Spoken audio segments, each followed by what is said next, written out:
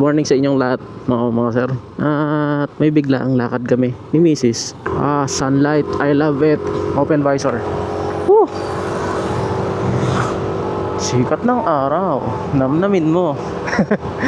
Nag-close visor tayo para kay paano di tayo naririnig ni Mrs. Actually, mga sir, dahil Mother's Day ngayon, i-date natin siya. Siyempre, may konting sorpresa rin para sa kanya sa pagiging best mom niya sa aming mga bullying kids na. Wala rin siyang idea kung saan ko siya dadalhin. Literal na bigla ang date, hindi niya alam na i-date ko siya. Basta bigla ko na lang siya niyaya.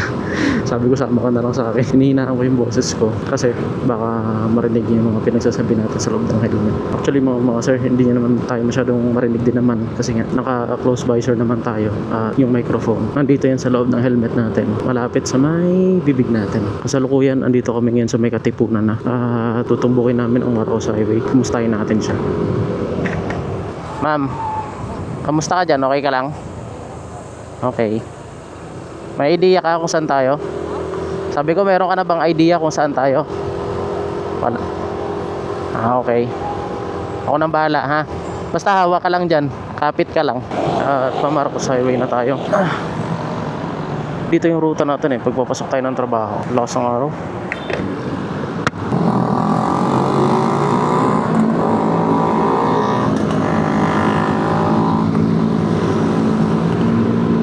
Grabe yung sunlight mga sir. At ang destination natin ngayon ay bandang Tanay, pero bungad lang sa may Cafe Caterina. Doon natin siya dadalhin. Siyempre pag may mga anak na kasi kayo, iba na talaga ang busy sa isa't isa. Kaya di ba, at least sa gantong way man lang, kaya paano magkaroon naman tayo ng time sa mga asawa natin. Lumalabas naman kami, pero yun nga, bihira na kasi. Hindi katulad noon, kung wala pa kaming anak, madalas talaga lumalabas kami na ito. Nagbabago talaga ang dati. Dito na tayo ngayon sa may SM Marikina. Ma'am, hawak ka dyan, ha? Bakit parang traffic ata? Anong meron? Talaga ba? Traffic nga. Oh no, what happened here? So today is Sunday mga sir, May 10 at 6:14 AM ng umaga. Actually mga sir, short ride lang to yung gagawin namin. Bakit? Sa tingin ko maraming magra-rides ngayon dahil nga Sunday. Dito pala sa may Petro ng Marcos Highway, dami ng mga rider na nagtitipon-tipon. Hindi ko lang mapakita sa inyo mga sir kasi wala pa tayong Insta360. Yung camera natin fix lang sa viewing natin ngayon Nako, Lods, sabi na nga ba, disgrasya na naman. Mamo, disgrasya. Ay, bumangga. Kaya pala na traffic dito mga Lods May disgrasya. Ay nako po, lalay lang tayo dito. Grabe yun mga sir, may sunlight effect pa tayo ngayon. Wow. Ang sarap, di ba? Sarap naman. Alam niyo mga sir, sobrang tagal na nung huling nakapag-rides tayo. Di ba? Buti na lang kahit paano ngayon matutuloy naman at meron na. Mabilisang ride lang din naman gagawin namin ni Mrs. Since di kami pwede talaga literal magtagal. Dahil nga may mga bullying kids kami na naghahanap sa amin. Pero di ba? Tingnan natin kung ano mga mangyayari mamaya. Gusto ko mag-enjoy din siya kahit paano. Mamaya lipat natin yung viewing. Pero sa ngayon, pagmasdan nyo muna kami. Basta hawak ka mabuti dyan. Yung takbo naman natin mga sir, smooth lang. Siyempre kasama natin si Mrs. At alalay lang talaga tayo. Tutok na tutok talaga sa atin yung araw. Ang galing. From here mga sir, medyo natatanaw na natin yung mga bundok kasi medyo paalakyatin na dito Nadisgrasya yung L3 niya, tumirik daw. At syempre sa lahat ng mga nanay dyan, kung naligaw mo sa inyo yung vlog ko na to, binabati namin kayo ni Mrs. ng happy Mother's Day. At enjoy nyo yung araw na to ngayon dahil araw nyo to. Maraming salamat sa pagmamahal nyo sa inyong mga pamilya, mga nanay, at syempre kay mama, kay lola, di ba? Lahat ng mga best mom, o kahit hindi ka pa nanay, ngayon pa lang, di ba? Papasalamat na kami sa inyo sa mga unconditional love na binibigay niyo sa inyong pamilya. At ngayon mga sir, bakit na kami? Bilis na no? Giorno ba yun? Tayo tamang takbong 60 lang.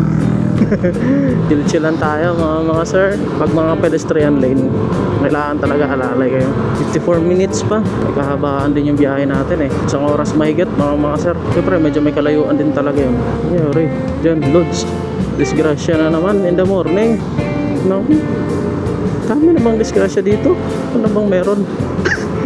Naku po naman. Mag-iingat kayo mga sir ha. Halong kamo pirmi. Kaya kami, ano lang kami, chill lang din ni Mrs. Tandahan lang din talaga. Kasi nga, nakakasilaw din yung sigat ng araw. Buti na nga lang itong visor natin kahit pa paano. Baga kahit pa paano hindi tayo mapupuruhan sa loob ng helmet. Pero syempre, masilaw pa rin naman. Hindi nga lang katulad sa mga clear na mas masilaw yun sa kanila. Sa atin, kahit pa paano, medyo may naman. Medyo may harang-harang pa ng kaunti. Ma'am, Antipolo to, di ba? Taas ng Antipolo? Yeah. It's okay, ma'am. Okay ka lang dyan? Relax ka lang ha. Akong bahala sa'yo. Slow down, accident, prone area. Yung mga warning sign. Stay alert tayo pag ganito mga sir. Lalo yung sunlight sa pool sa mukha natin. Baga yung visibility medyo affected. Kaya alerto tayo. Titignan ko rin yung side mirror natin talaga. Pero mabilis ang tingin lang. Kasi baka mamaya sumalpok sa atin yung nasa likuran natin. Dahil yung masilaw buong araw. 33 kilometers away pa tayo mga sir. Medyo may kalayuan pa talaga. Buti na lang yung motor natin puti kitang kita talaga. Actually hindi naman talaga ito puti mga sir. Kasi para siyang may pagka blue. Kaya ang pangalan ngayon ng motor namin si Bluey. Inspired din dun sa kulay niya. At syempre doon sa pinapanood ng panganay namin. Nanonood kasi siya nun. Bluey, Bingo, Ma'am, Dad. Nawiwili din ako minsan pag nanonood siya nun eh. Ang cute. Mamaya, basta na banda yung tutok ng araw. Meron tayo agad filter na kasama. Gilid lang tayo mga sir. At ayan na. Let's go. Hawak ka. Clear. Walang paakyat. Ayan na mga sir. Enjoy the view. Nagsisimula na. Siyempre, gusto ko nakikita nyo rin Mother's Day special. So dapat, pati kayo nakikita nyo dapat yung mga dinadaanan namin yan. Kanina kasi tinutok ko lang muna sa amin ni Mrs. yun. Kasi nga, siyempre wala pa namang maayos na view. At puro direct sunlight sa mukha namin. Ito, kahit pa paano ngayon, meron naman ng maayos na view. Sarap po, mga sir. Gago, tumawid. 44 minutes pa, may kalayuan pa tayo. Siyempre dapat mga sir, bago yung rides nyo, kailangan parehas kayo na sa kondisyon. Hindi lang ikaw bilang rider, dapat ganun din si Mrs. no. Yun mga sir sarap, ganda. Hihi. Chiki. Namiss ko to. Wala, ang tagal na nung huling rides ko Dati naaalala ko pa nagra-rides ako kasama ko yung mga natin mga kagrupo Actually yun, yung kapatid ko lagi kong kasama si Rog. Pero simula nung nagkapamilya na kami, medyo naging busy na sa mga buhay-buhay. Ganun talaga kasi may mga responsibility na Pero one of the good thing naman, kahit pa paano ngayon si Mrs. na nakakasama na sa atin. Malaking bagay na rin to, mga sir yung, diba? Nakakapag-unwind kayo parehas. Sabay kayong nakakapag-unwind, hindi lang ikaw. Ya, ay na, horsey. ang kulit. Mamaya tanongin natin si Mrs. kung kamusta sa kanya yung gamit-gamit nating motor na. Kung okay ba sa kanya to, kung pasado ba, kung nag-enjoy ba siya. Okay, 1, 2, 3, go! Sige! Sorry na mga sir. Masyado tayo mabagal today. Ganun talaga. It's 6:39 AM. In fairness, mga sir, malamig pala dito sa Antipolo, no? O dahil kasi maaga pa. Tignan natin mamaya. Kung ganun pa rin ba yung feeling pag pauwi. O sa bagay, kasi dahil nga maraming puno dito. Grabe yun, sir. Direct sunlight, sir, Namin ang view, Lang tawa bala, guys. Na, di bala? Ano bang tawag dito sa mga ganyang klaseng motor, mga sir? Tok-tok ba yan? Lakas din, no? Solid, Partida, may mga karga pong pasayero mga yan, Tapos dito, puro akyat na. Welcome to Sitio Inuman. Ano yung pang shot? May Sitio Inuman pala dito. Oh, banking, sir. Banking. Let's go.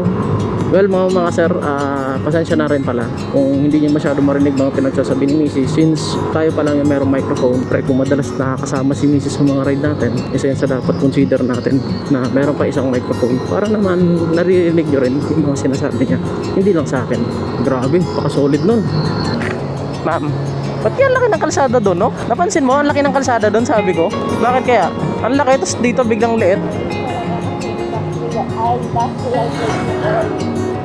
Oh, industrial place ba yun? Oo.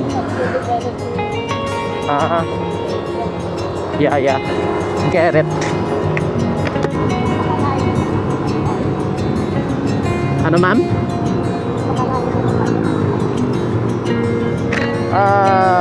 To be honest, hindi lang naman kape ang target natin. What I mean is, yeah, the view. I just want you to enjoy the view. You know, to unwind both of us. Yup. Ay nako, ganda no, di ba? Kaka-relax. Ang dami nagja-jogging dito. Hindi ko rin sure, ma'am, eh. Kung anong place na to, eh. Basta Antipolo pa tayo, eh. Wow. Nice one, sir. You know. Iba yun. Yung Ghost Rider.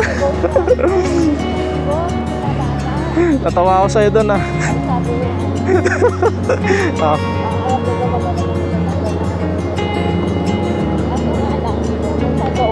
Hindi nga lang. Hindi, natupad naman yung pangarap niya na magkaroon, na, di ba sabi mo pangarap niya yung magkaroon ng motor na kagaya ng kay Ghost Rider. Natupad pa rin naman yung isa doon, alam mo ano? Dahil yung brand ng motor niya, Rider. Oh, di ba Ghost Rider, andun pa rin yung isa.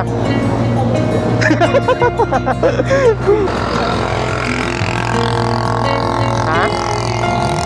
Ang ganda, oh. Wow. Oh my gulay. Ha? Oo nga, eh.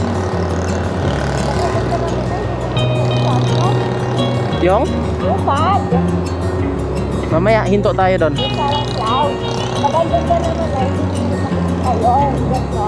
Kaya 35 minutes na lang, mga sir. At malapit na rin tayo.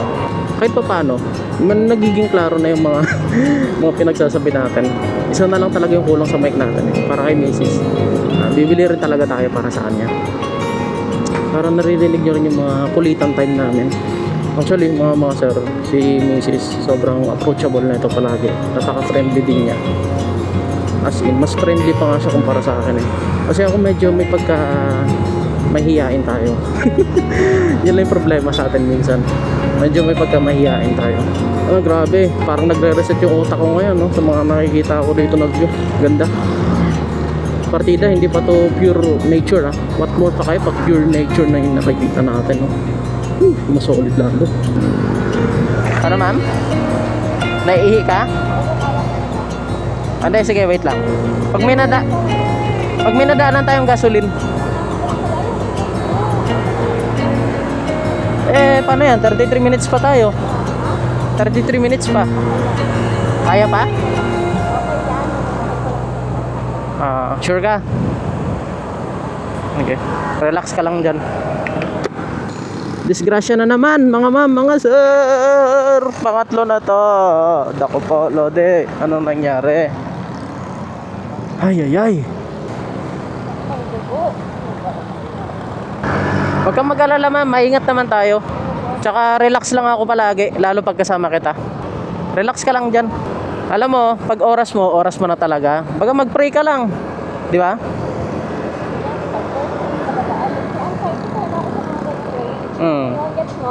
Yeah, ako din naman. Pero syempre, pag inisip mo yan, di ba? Wala namang matutulong din sa'yo, eh. Kahit medyo mabagal tayo, basta makakarating lang. Goods na yun. Wala namang problema magmabilis, mga sir. Basta yung alam nyong safe naman talaga at open, yung hindi rin kayo madidisgrasya, at hindi rin kayo makakadisgrasya, di ba? Maging maingat na lang. Kasi alam naman natin yan, eh. Masarap naman talaga tumakbo ng medyo may kabilisan. Lalo kung open naman talaga. Siyempre, hindi lang sarili mo yung kailangan mong ingatan, kundi pati yung nakasakay sa'yo. Diba? O, lalong-lalo na pag asawa nyo, mas lalo kayong mag-iingat. Kaya ikaw, as a rider, maging responsible ka. Dahil sa'yo nakasalalay din yung kaligtasan yung dalawa. Anxiety kasi yan si Mrs. Sa mga ganon. Hindi kung baka may mga aksidente mangyari. Pero, di ba, ang aksidente hindi mo naman kasi malalaman yan kung kailan eh. Ano yan, biglaan yan. Ako, naniniwala ako na kapag oras mo talaga. Pero yun nga, gaya na sinabi ko kanina, syempre, as a rider, lalo na kung angkas-angkas nyo yung mga mahal nyo sa buhay, sino man yan, kaibigan nyo, girlfriend nyo, asawa nyo, di ba, magulang nyo, once na angkas-angkas nyo sila, mga sir, palagi nyo tatandaan na mag-iingat kayo. Kasi ibang-iba talaga, mga sir, pagka meron ka ng angkas. Sa takbo mo, sa balance mo, lahat yan nagbabago. Although nga sa galaw ng passenger mo, pag medyo malikot, nagre-reflect sa'yo yan eh. Kaya yun yung sinasabi ko, relax kayo mga sir at mag-ingat talaga. Lagi lang alerto kayo pag nasa kalsada. Yun lang naman kailangan dyan eh. Kung medyo mabilis yung iba, hayaan nyo lang sila. Tayo nagmamabilis din naman tayo pagka open naman talaga. Pero pag may angkas ako talagang ano eh, wala, chill lang ako talaga mga sir. Mas gusto ko yung chill ride lang. Ano yan? Ang bango! Dogo? Putik, akala ko patay. Boy. Kaya ang ganda ng view, ang baho ng amoy. Hindi ko rin alam eh. Ma'am, napitikan tayo, napicturean tayo. Nakita mo? Hindi, nagulat din ako. Nandun nakapwesto eh. Try ko hanapin. Ako na maghanap. Dito kasi packet na ito, may mga nagpipicture na dito.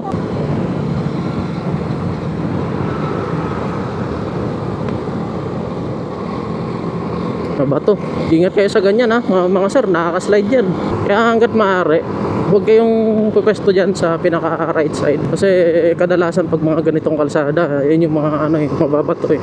May suman oh, pili tayo mamaya suman pagbaba. Hindi ako makabanking dito. Si Mrs. hindi pa kasi masyado ano to eh, sanay sa mga ganitong klaseng kalsada. Kaya alalay lang talaga ako mga sir. Ma'am, okay ka lang? Basta kung nasaan yung galaw ng katawan ko, doon ka lang susunod, ha? Sundan mo yung galaw ng katawan ko para magaan tayo sa pagliko. Ano na? Bakit? Ba't ka umiyak? Si kuya? Sino?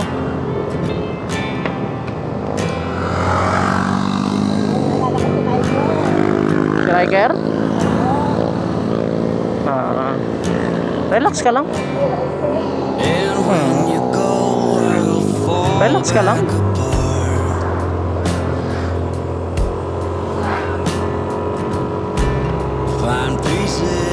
Alam mo, maging grateful na tayo kasi 'di ba? Kita mo naman si Riker ngayon, no? Habang patagal ng patagal, nag-i-improve siya. Doon pa lang pagpasalamatan natin 'yon.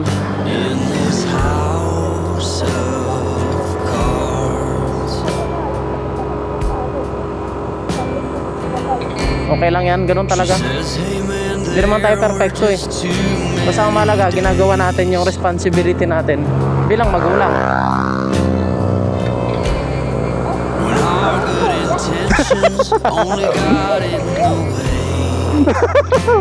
Kaya din natin yon, gusto mo? Kami nila Rods minsan nagaganyan eh. Pag kami lang chill nga lang takbo ko eh, kasi angkas kita eh. Kasi gusto ko na-enjoy mo yung view natin ngayon. Agila, kita mo, laki. May eagle. Laki na na. Pakiusap po, huwag mag-ingay at magpaharurot. Ayan ha. Huwag mag-ingay at magpaharurot. May pakiusap na. Lexi. Ganda din ang Lexi oh. Wala namang masalubong mga sir. Na-traffic na sila. Lodi ko.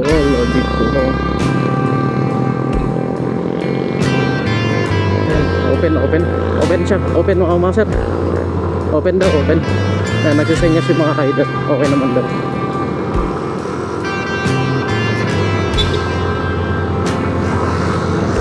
Salamat! Nakakatawa yung mga ganong motorista, no? Marurunong talaga sa kalsada eh. Sarap talaga dito, no? Alam nyo, ang ganda talaga ng kalsada dito, mga sir. Kailangan lang talaga pag nadaan ka rito. Ang maging responsable lang tayo sa paggamit. Diba? Oo? Kasi sino ba naman din mag-enjoy dito? Ang ganda ng view. Grabe. National Park Wildlife Sanctuary. Kasama nila yung anak nila. Soon, pag nagkaroon tayo ng sasakyan, magsasama rin natin yung mga bulinggit natin. Siyempre, isa rin yun sa pinapangarap natin. Oh. Daming camera. Kaya alam mo, yung mga nagra-rides dito usually, mga magjowa talaga, mag-asawa.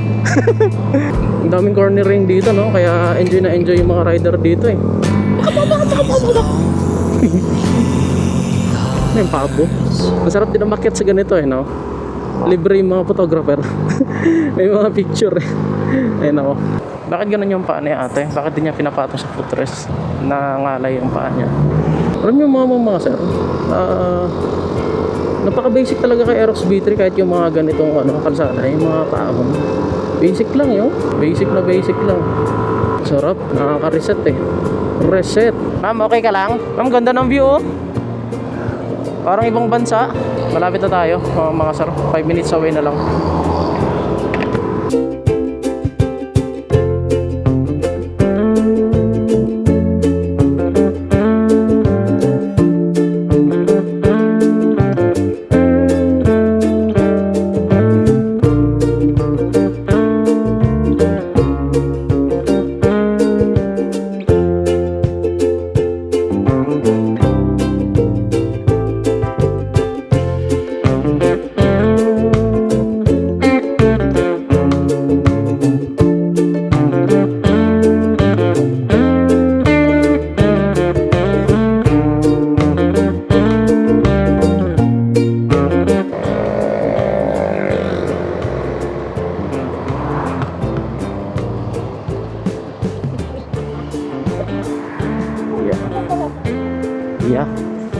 Yeah.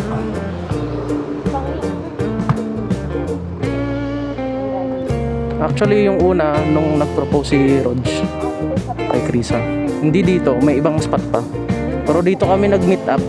Dito na tayo, mga sir. Teka lang.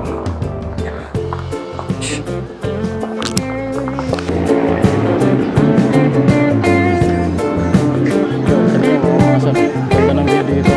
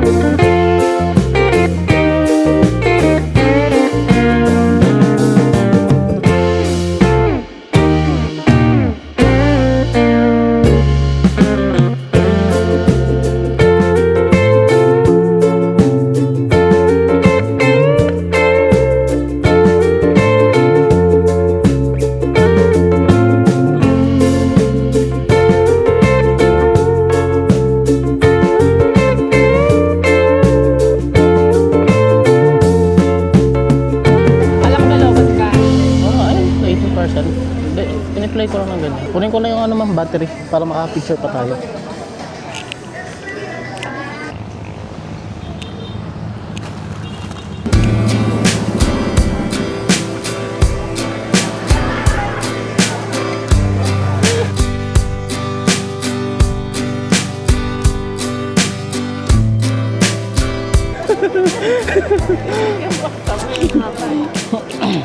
For you. Ha? Love you, ma'am. Yan, kaya nagpaalam ako lumabas. Nagpasimple lang ako para di mo masyado mahalata.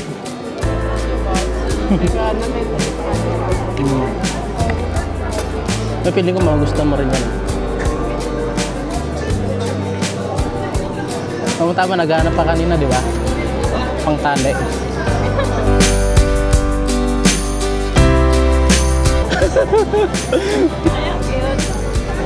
Galing no? Hindi mo na-scripted no? Hindi, siyempre ako pa ba?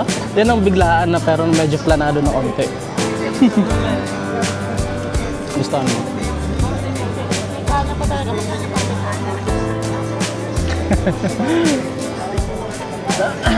No, naghanap ko sa Oo nga.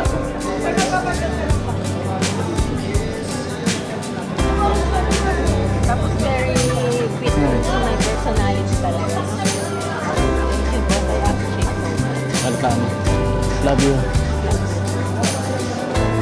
Bakit mo sunflower na binibigyan mo sa akin? Because lively. Yes. Bacol. Ay, bacol. Tsaka naalala ko rin si Rai kasi sa sunflower. Pero nung bata ako, favorite ko talaga sunflower. Yung alam mo ba dun sa dun sa harap namin, kung ano yung puro sunflower dun sa paper plate. Lagi ko siya tinitignan. So, I really love sunflower. Thank you po na. Welcome.